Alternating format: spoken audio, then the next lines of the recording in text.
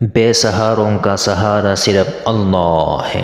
جب ساری دنیا ٹکراتی ہے تو صرف اللہ کی ذات ہے جو بندے کی ماضی جانتے ہوئے بھی تام لیتا ہے، رسوا نہیں کرتا۔ کسی سے اتنی نفرت نہ کرو کہ کبھی ملنا پڑے تو مل نہ سکو، اور کسی سے اتنی محبت نہ کرو کہ اگر کبھی تنہا جینا پڑے تو جی نہ سکو۔ انسان میں عیب نہیں، نیکی تلاش کرو، کیونکہ اللہ بھی اپنے بندوں کے بے شمار گناہوں کو معاف کر کے ایک نیکی کو دیکھتا ہے۔ جب تم حق پر رہتے ہو تو تمہارا دوسرا ساتھی تمہارا رب ہوتا ہے، کیونکہ جب کوئی بھی تمہارا ساتھ نہیں دیتا تب اللہ ساتھ دیتا ہے، اور اس سے بہتر کوئی ساتھی نہیں۔ بچپن سے سکھایا جاتا ہے اللہ سے ڈرو، لیکن یہ غلط ہے، اللہ سے اتنی محبت کرو کہ اس کی ناراضگی سے ڈرو۔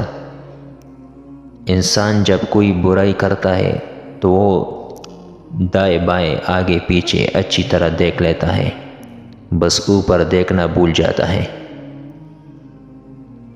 3 لوگ جب آپ کے سامنے بات کر رہے ہو تو انہیں مت روکیں۔ محبت میں ہر انسان، بچہ اور والدین، کیونکہ ان کا دل بول رہا ہوتا ہے۔ اللہ پاک نے جن لوگوں کو تمہاری زندگی سے نکال دیا ہے ان کی فکر نہ کرو، اللہ وہ سب جانتا ہے جو تم نہیں جانتے۔ اللہ کی رضا میں راضی رہنا سیکھو، بہتر نہیں بہترین ملے گا۔ دعا اپنے لیے مانگنا عبادت ہے اور دوسروں کے لیے مانگنا خدمت ہے۔ عبادت سے جنت ملتی ہے اور خدمت سے خدا ملتا ہے۔ اگر نماز پڑھنے والے کو علم ہو جائے کہ کیسے اللہ کی رحمتوں نے اسے گھیر رکھا ہے تو وہ کبھی سجدے سے سر نہ اٹھائے۔ جب بندہ ایک دفعہ درود پاک پڑھتا ہے تو اس پر رحمت کے 70 دروازے کھول دیے جاتے ہیں، بارش کی بوندوں سے زیادہ اس پر رحمتیں برستی ہیں۔ نماز اور قرآن کے بعد اگر کوئی سکون دینے والی کوئی چیز ہے تو وہ شوہر اور بیوی کی محبت ہے۔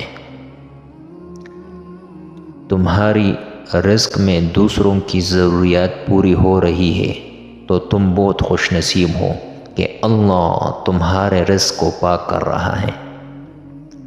اکیلے ہونے کی سب سے اچھی بات یہ ہے جب آپ پریشان ہوں، آپ اداس ہوں، آپ کو سننے والا صرف آپ کا اللہ ہوتا ہے۔